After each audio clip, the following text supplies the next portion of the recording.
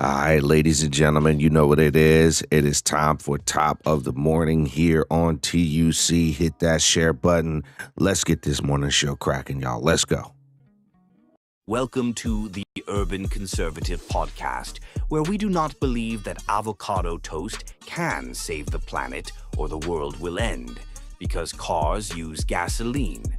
You won't hear that Wi-Fi is a basic human right, or that billionaires are secretly supervillains. Here, we do not believe that electric cars run on hopes and dreams. You also won't hear that anyone who disagrees with us is a fascist, or that socialism will make everyone rich. You won't be gender affirmed or offered any opportunity to share your preferred pronouns. If this causes you any discomfort, please rest assured that we couldn't possibly care less. For everyone else, thank you, and please stand by. My fellow Americans, it's time for the Urban Conservative Podcast. This is without a doubt the best podcast on the internet. It's about to go down here on the Urban Conservative. 3, 2, 1. All right, ladies and gentlemen, it is time for Top of the Morning here on TUC. Yours truly, Abdul Ali, rocking with you this morning. You are tuned into the best 30-minute morning show on the interwebs. If you are a supporter of what we do, you can reach out to us on Facebook at The Urban Conservative. Make sure you follow our YouTube page at TUC Twins. Man, it has been an interesting week so far. A lot of announcements yesterday, but this morning, we've got some things we're going to get into. I want to first and foremost give a big shout out to our good friend running for U.S. Senate here in the great state of North Carolina, Michael Whatley. Looking forward to having him on the show. Big ups to Lori Bookout running for the 1st Congressional District. Looking forward to having her either on the Urban Conservative Podcast or here on Top of the Morning. All right, so let's jump right in. And this is going to sound awful. It's going to sound terrible. And I'm aware of that. But there is nothing worse. Absolutely nothing worse when you call a company, especially what you think is a U.S.-based company, and the first thing you get is foreign customer service on the phone. I have had, like you probably, have had enough. Now, this is going to sound mean. It's going to sound terrible. But I want someone who actually speaks English when I call a company. I'm sorry. I realize that everybody needs a job. I realize that everybody needs to have a way to take care of their families. And I'm not saying that there's no place for these folks who work in some of these overseas call centers. And no, I'm not being xenophobic or racist by having the Indian call center up here. But here's the bottom line. Americans are tired of calling call centers and getting people they can barely understand. Now, why am I bringing this up? Well, because the chairman of the FCC, the guy that you see here, Brent Carr, who is the current chair of the Federal Communications Commission, previously served as general counsel at the FCC. He joined the FCC as a staffer back in 2012, was nominated by President Trump to serve as a commissioner in 2017, and then again by President Biden in 23, confirmed unanimously by the Senate 3 times. President Trump designated him as chairman on January 20th, 2025. They have what they are calling at the FCC a Build America agenda, which focuses on unleashing high-speed infrastructure builds through permitting reform, restoring U.S. leadership in wireless, boosting America's space economy, and advancing our national security while strengthening the country's blue-collar workforce. He's also pushing the agency's largest ever deregulatory initiative through his delete proceeding. Chairman Carr is doing something which I think is absolutely 1,000,000% necessary, and that is call center reform. Okay? Call center reform. The FCC is proposing significant rules to curb call center offshoring, requiring telecom companies to disclose their agent locations, cap overseas call volumes, and allow users to request US-based support. These changes aimed at improving service and data security also include, get this one, folks, English proficiency requirements, which is a huge one, and stricter mandatory in-country handling of sensitive customer data. Who can't get behind that? That is a big deal. I would love to see more Americans working in these call centers. That's jobs that Americans can do. The key aspects of the FCC changes would be onshoring and disclosure. Companies may be required to disclose if a call is routed to an overseas center and provide an option to transfer to a US-based agent. What's wrong with that? I personally don't see anything wrong with that. Sensitive customer data transactions may be required to be handled only at contact centers located within the United States. Again, I don't have a problem with that. Language and quality rules would require foreign call center staff to be proficient in American Standard English. I'm going to tell you what angers me the most, okay? I'm not saying that you can't have some guy in a call center somewhere overseas, one of these guys overseas somewhere. But your name, sir, is not Michael Johnson. Your name, ma'am, is not Cindy Smith. Okay, your mama named you Gupta, your mama named you Ravinder, your mama named you whatever she named you, but Michael Smith is not your name. I would be less insulted if you just said your name when I called the call center. I am completely capable of understanding a foreign name, sir and or ma'am, okay? Limits on foreign calls. The proposal also aims to limit the percentage of customer service calls handled by offshore non-U.S. call centers. And the initiative addresses illegal robocalls, potentially using bonds or tariffs on foreign providers. Now, the reason for the changes, the FCC is aiming to address poor customer service, reduce data breaches, and stop foreign-originated scam calls. We've all gotten the scam calls. We all knows how it goes. I've actually had to put something on my phone to block those calls, and I had to pay for it too, which I shouldn't have to have.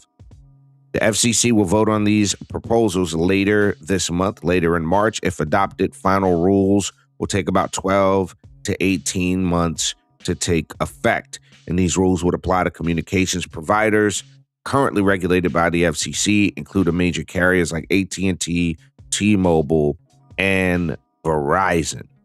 So I'm excited about that. I think that based on what I'm seeing here from the FCC, it is a good idea. Okay, this is a good idea. And this is all, again, coming straight from the FCC. Okay? This isn't AI or a third party talking about that. This is straight from the FCC. I think this is going to do a great job for the American people. Would love to see some call center reform. Let us know what you think. Get in the comment section. Let us know your scariest customer call center interaction. We'll be right back here on Top of the Morning on TUC. Y'all don't go nowhere. Are you tired of thinking for yourself? Sick of facts getting in the way of your feelings? Introducing Democratinol, the revolutionary pill that turns you into a full-blown, blissfully ignorant liberal. Bob used to think for himself, believe in hard work and personal responsibility, but then he tried Democratinol. Now he thinks the government should pay for everyone's unicorn rides. Climate change? It's real because feelings. And taxes? The more the merrier, as long as it's not his money. Democratinol works fast. Side effects may include sudden urges to virtue signal on social media, believing everything on CNN is gospel, forgetting how math works, especially budgets, compulsory recycling of other people's ideas, and in rare case, voting for policies that sound nice but bankrupt the country. Ask your doctor if Democratinol is right for you, or don't.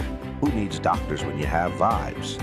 Not approved by the FDA because facts are oppressive. Available at your local echo chamber. All right, ladies and gentlemen, you are back on Top of the Morning here on TUC. Yours truly, Abdul Ali, rocking with you. Look, folks, this SAVE Act thing has not been passed by the Senate. It is a humongous problem. I don't know what Republicans are doing. It is a problem that we have not gotten this SAVE Act passed. But the thing I want to point out here is good old Chuck the Shyster Schumer has supported the SAVE Act. Well, at least when you listen to what he used to think before, it sounded like he would support the SAVE Act. You would think he would based on this, right? Based on what you hear Chuck say right here. Listen to this. Let's admit the truth. Everywhere people go, they're asked for a Social Security card. In fact, one way to prove you're a bona fide person who can have a job is to ask for a driver's license and a Social Security card. This is an anti-fraud amendment. Over where we go, people say, well, why can't you stop illegal immigrants or others from coming here? And the number one answer we give our constituents is when they come here, they can get jobs, get benefits against the law because of fraud. What they are proposing in this so-called SAVE Act is like Jim Crow 2.0.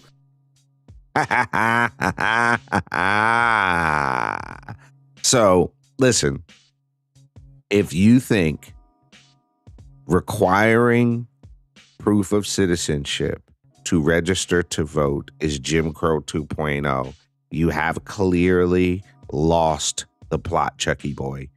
Here's what the bottom line is, folks. The Democrats are terrified that they are not going to be able to get their voters, these illegal aliens, these illegal folks, these people who are in our country and shouldn't be, who clearly have been casting votes, who've clearly been registering to vote, who have clearly been getting commercial driver's licenses. This is what the Democrats are afraid of.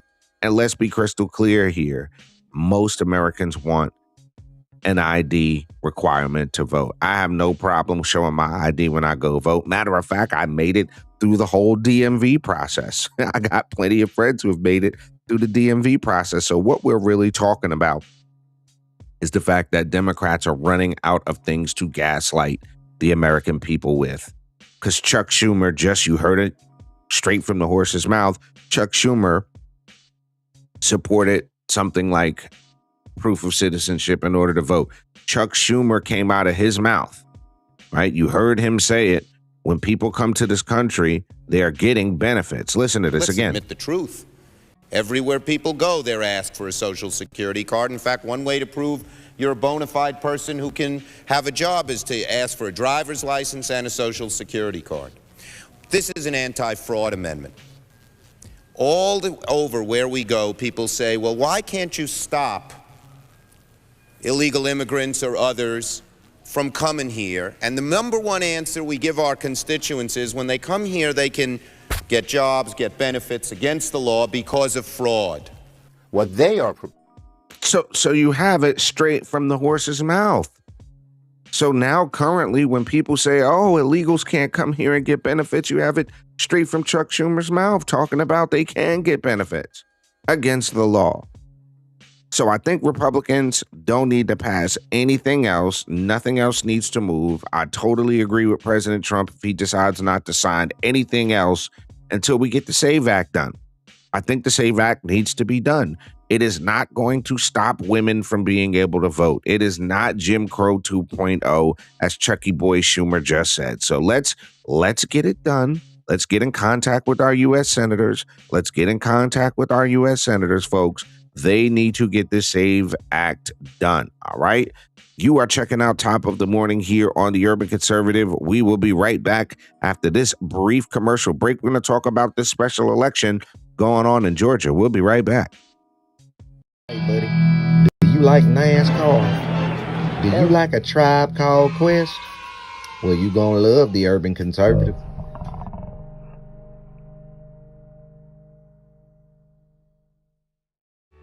Do you like manwich and nachos? Well, then you'd love the Urban Conservative. Do you like guns? Do you like butter? Well, you're gonna love the Urban Conservative. Yo, what's good, son? You like pit bulls, say? You like solving Sudoku puzzles? Then you gonna love the Urban Conservative. All right, ladies and gentlemen, you're back. It is Top of the Morning here on TUC. Yours truly, Abdul Ali, rocking with you this lovely Tuesday morning. If you haven't done so already, make sure you go over to our YouTube channel at TUC Twins. Give us a like, give us a follow, get this video a thumbs up. Make sure you subscribe to the channel, hit that notification bell so you know when we drop content. And if you are looking to expand your footprint, you want to put an ad here on the Urban Conservative to reach our millions of viewers and listeners, you can do that by reaching out to us, tuconservative@gmail.com, or you can reach out to us here on Facebook or leave a message on the video. We'll get in contact. So look, ladies and gentlemen, as you may well know, Marjorie Taylor Greene has decided to resign from Congress. She left Congress back in January. And now in Georgia, there is a special election happening today. Months after she resigned from Congress, voters in Georgia in her district will vote for her successor. Top candidates include Republicans Clay Fuller and Colton Moore and Democrat Sean Harris. This round of voting could be only the first step in an elections marathon in Northwest Georgia's 14th congressional district. Fuller, a district attorney endorsed by Trump, is hoping to avoid an April 7 runoff, which would be necessary if no candidate wins a majority of votes in the district that stretches across 10 counties from suburban Atlanta to the Tennessee state line. Quote, "We need to win this thing on March 10th and send an America First warrior to fight for President Trump." End quote. Fuller told that to a crowd in Rome, Georgia back on February 19th before President Trump spoke there. But there are 12 Republicans, 3 Democrats, and a Libertarian and an Independent running with the all-party special election. That could be a difficult thing to pull off with so many candidates. The winner will serve out the remaining months of Greene's term, but if they want to remain in Congress beyond next January, they will have to run again. Republicans and Democrats seeking a full 2-year term are set for a May 19th party primary and possibly a June 16th party runoff before advancing to the general election in November. Last week, 10 Republicans and Harris qualified to run in November's election for a full 2-year term. That includes Fuller, as well as Moore, a former state senator, and favorite activists of Republicans who drew attention for an attack on Trump's prosecution in Georgia for alleged illegal election interference. But we all know how that went with Fannie Pack, Willis, and crew.